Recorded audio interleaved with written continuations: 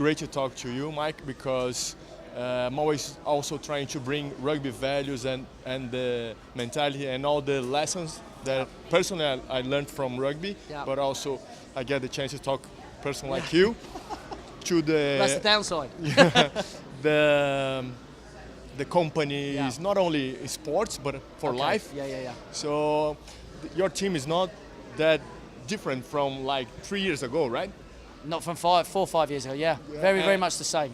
And the level just keeps growing, and the consistency is great. So what's the lesson? How you can? I mean, I think it's a number of things. I think, like anything, when I arrived, it was a big change in concepts, and I had to, first and foremost, I had to embrace that. And that's hard to do to start with. You know, sometimes accepting change is difficult, and accepting a new way of considering to do things.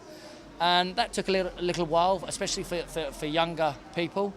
But over time, and it comes from, you know, the values that are in our game, which is hard work, honesty, speaking the truth, you know, humility, and all of those types of, you know, key life values, which allowed us to have those conversations. And like always, not all of those conversations were fun conversations. We didn't always agree, but also you've got to show respect to when you disagree. Is how you then have those conversations with each other. Be that not just coach telling player, it's player and coach at a level, and giving the environment for the player to feel comfortable to talk to you, kind of man to man, rather than feel he's going to be penalised if he speaks up. So we had to get them comfortable with that.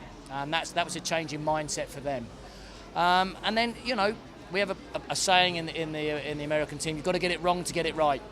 Brilliant. Okay, and that's the same in sport. That's the same in life. You know, as long as you're not intentionally trying to get it wrong, and more important, you're learning when that happens, then we have to show a little bit of compassion and understanding, even at this highest level. And you know, we've been through a few of those bumps along the way over the last 3 or 4 years, and you know, what you've seen over this last 3 tournaments is probably a culmination of that. And specifically, we did a lot of work 6 months ago on communication skills.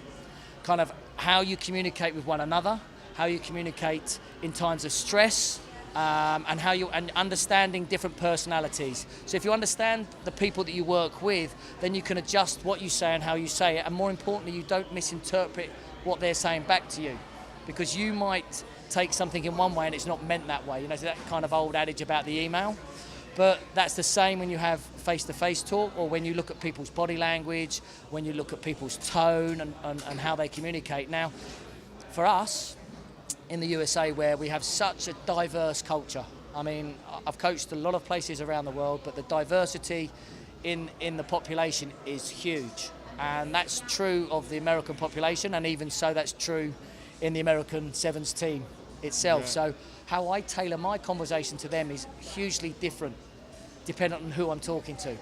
So it was helping them to understand that they have to consider that as well, and they have to learn how to do that at times of stress on the pitch, and be prepared to talk and also accept what's being talked to them. So, you know, they're the types of things that we're trying to layer on top of the simple stuff of pass and catch, understand the decision making that you need to make, and you know, they're life skills. They're not just rugby skills, they're life skills. And you know, they're so important if you want to be successful after rugby, or you want to be successful in the workplace if you go into the business world. So, you know, it's important. I mean, let's be perfectly honest, if you want to be successful in life with family life, you need to be able to do that. So you touch in a brilliant point in the end, of course, through all your answer, but you touch in a point calling family. And that's what we are doing here in New Zealand. We created this project called the Rugby Family, and that's the first season here in New Zealand. Brilliant. So do you see that inside the American team now it's really a family? And if yes, how important is that? Yeah, I mean, they're like brothers. And that's how they address it. I mean, we're dogs. That's how we're like a pack of dogs. But they're dogs that look after one another.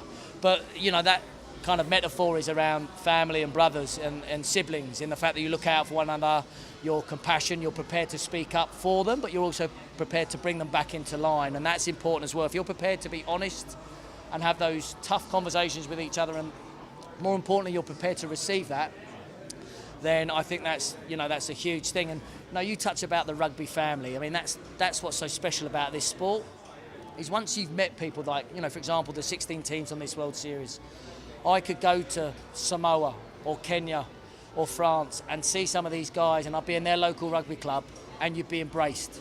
And that's what the rugby community does. It doesn't matter what rugby community you're from, you're always accepted into the local community of rugby and given open arms and welcomed in. And that's, I think, the unique trait of our sport that differentiates us from a number of others. But that's a human value.